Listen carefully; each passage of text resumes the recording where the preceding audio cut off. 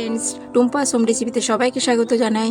আপনারা যেখানে যে আছেন, যেখানে সেখানে সব প্রত্যেকেই ভালো আছো, আমিও ভালো আছি। তো আজকে দেখো একটা ইউনিক একটা রেসিপি নিয়ে চলে এসেছি, আটার গোলাপ জামুন। হ্যাঁ, এর আগেও আমি একটা গোলাপ জামুন বানিয়েছিলাম ব্রেড দিয়ে। তো এটাতে আপনাদের ভালোবাসা, অনেককেই ভালোবাসা পেয়েছি, তো এবারও নিশ্চয়ই পাবো। তো আটা দিয়ে দেখো কত সুন্দর গোলাপ জামুন করা যায়। প্রথমে দেখো আমি 1 কাপ আটা নিয়ে নিয়েছি। একদম ভালো ভুসি যেমন না থাকে সেরকম আটা নেবে, একটু ভালো আটাটা নেবে। আর তারপরে দেখো আমি তার অর্ধেক নিয়ে নিয়েছি মিল্ক পাউডার। তোমরা যদি এর থেকে বেশি দিতে পারো তো আরও খুবই ভালো টেস্ট হবে।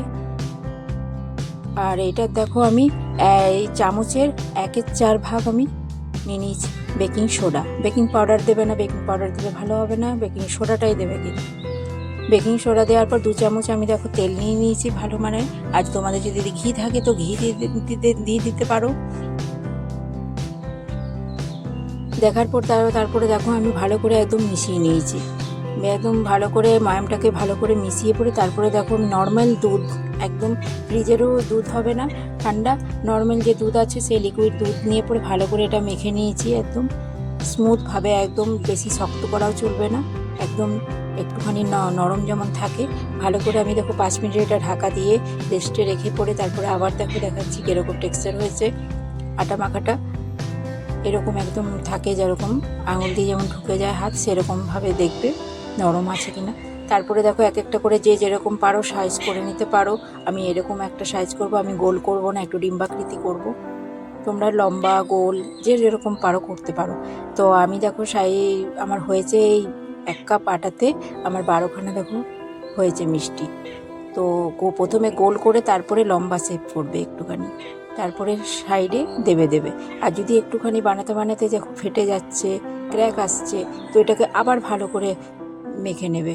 যত হাত দিয়ে ডলে পরে এটা মাখা হবে তত দেখবে এটা ক্র্যাক ভাবটা আসবে না।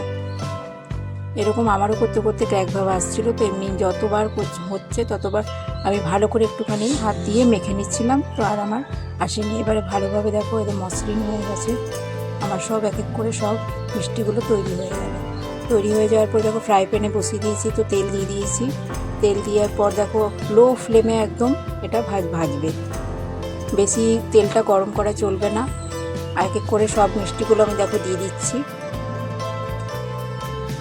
সব মিষ্টিগুলো দেখো আমার দেওয়া হয়ে গেল। এবার আস্তে আস্তে লো ফ্লেমটা কিন্তু একদম লো থাকবে।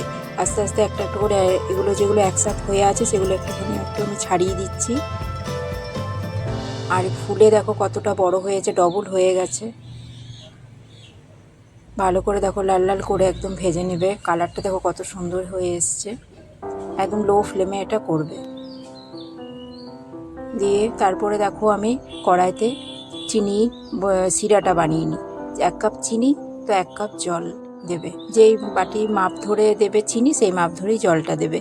আর 2-3টে দেখো আমি এলাচ দানা দিয়ে দিয়েছি। এটা এই সিরাটার কিন্তু কোনো চিটচিট ভাব বা একতার কোনো কিছু দেখতে হবে না। চিনির রসটা যেই ফুটে উঠবে মিষ্টিগুলো দিয়ে দিতে হবে।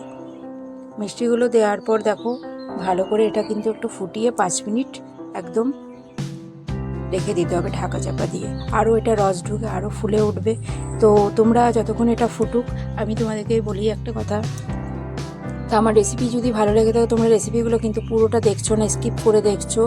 তো রেসিপিটা ভালো পুরোটা না দেখলে বুঝতে পারবে না।